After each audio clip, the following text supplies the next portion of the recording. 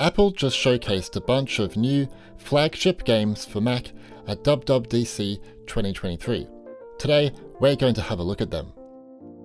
Number 1, we have Death Stranding Director's Cut. The biggest takeaway from this event is definitely Death Stranding coming to Mac later this year via the App Store. On Mac, the game will take full advantage of the latest Apple technologies, such as Metal 3 and Metal FX upscaling. We're unsure right now on what Macs will be supported for this game, in particular if it will run on pure M1. This is a big game after all. Death Stranding is a unique game too. You either get it or you don't. It's not for everyone. That being said, it's one of the biggest AAA games to ever hit Mac. This is also by Kojima. This is very good. Kojima, and I'm sorry if I'm saying your name incorrectly, Kojima is an evangelist. Other devs always look at him. This will hopefully inspire other AAA developers to bring their blockbuster titles to Apple platforms. Plus, the Kojima team is working to bring their future titles to Apple platforms as well, which might mean Death Stranding 2. Holy moly! Number 2 is ELEX 2. Announced last week, and many missed it, THQ and Piranha Bytes are bringing their open-world RPG game ELEX 2 to Apple Silicon and select Intel-based Macs with AMD in June 2023. And it's already June, it's coming out really soon. It will be exclusive to the App Store at the moment.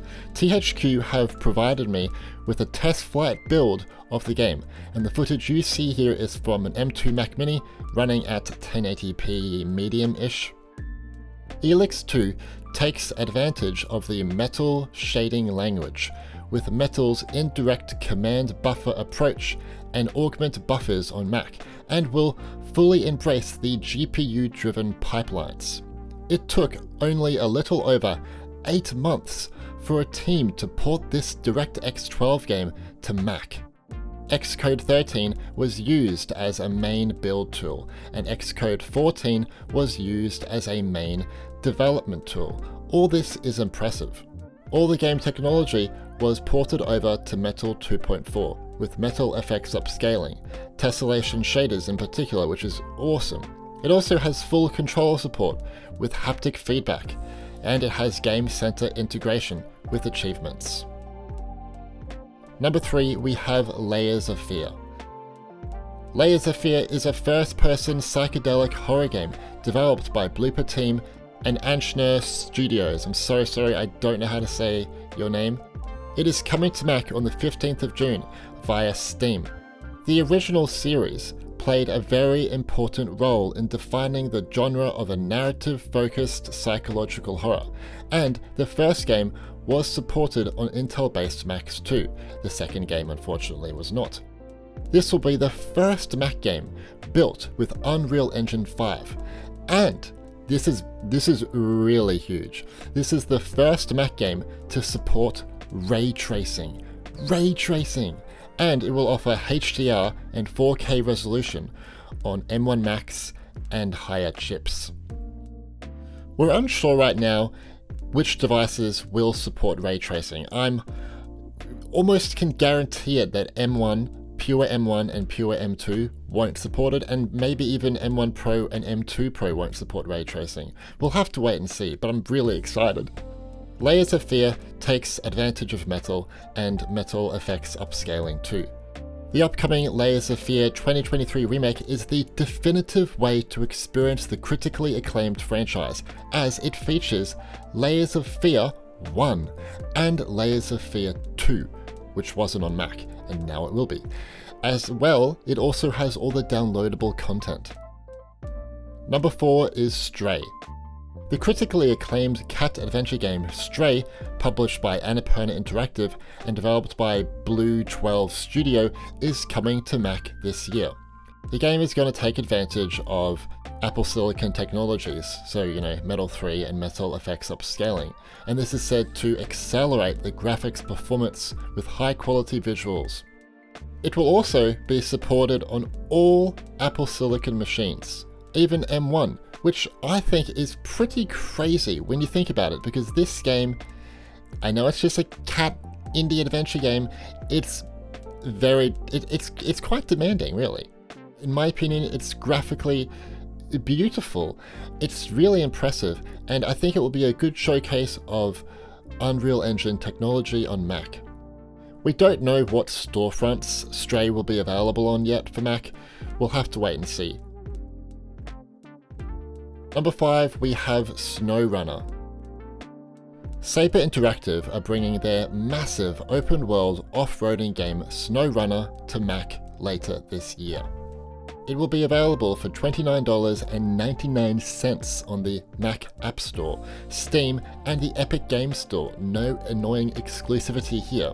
It will support every Apple Silicon-based Mac, will feature full crossplay with consoles and PC, plus will have controller support. We don't know much else about the port, like what version of Metal it uses. It's probably like Metal 3, but we do know it will support Metal FX upscaling, which is good. I mean, every game in this list practically is supporting that thing. Now, Saber Interactive, or their publisher Focus Entertainment, don't really have much of a history porting their games to macOS, so this is really cool. I'm hoping with this release of SnowRunner, we can see more simulation games from them, and maybe others in the simulation genre too from other people, other developers. Please. Number 6 is No Man's Sky. There are not many open world survival type games on this scale on Mac, so having one of the best on Mac, No Man's Sky, is really significant. It was just released on Mac on the 1st of June via Steam. It will also be coming to the App Store soon. It supports all Apple Silicon based Macs and select AMD Intel based Macs. No Man's Sky supports Metal FX upscaling, runs entirely on the Metal framework. It uses the C++ language and uses a customized version of the Forge Confetti FX engine. It has cross-save with Windows PC and Mac, and crossplay, allowing players to join other existing players on other platforms. A small feature, but really important to have. What's missing right now is the VR mode, but who knows, this may be added next year with Apple's new Apple Vision Pro thingy, which was just announced at WWDC. The game is pretty well optimized for all modern Macs that it supports.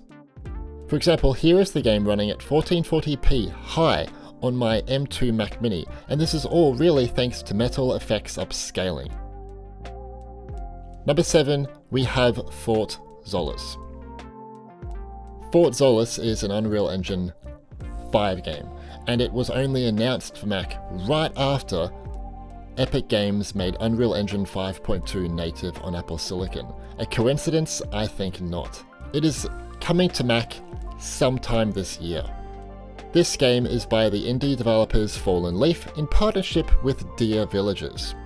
Utilizing the power of Unreal Engine 5, Fort Solis offers an immersive setting in the deepest reaches of space.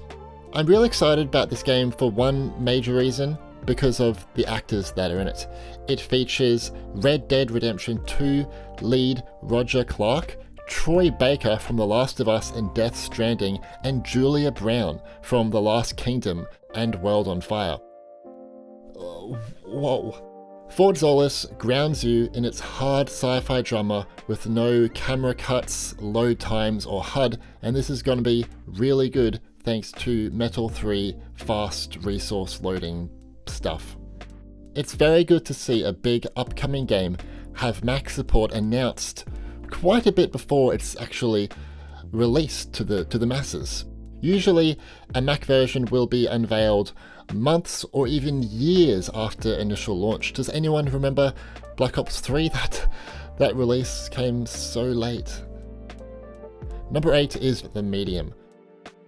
Not only a blooper porting Layers of Fear to Mac, but their third-person psychological horror game, The Medium. It was first announced for Mac in early 2023 and will be coming sometime in summer 2023 via the App Store.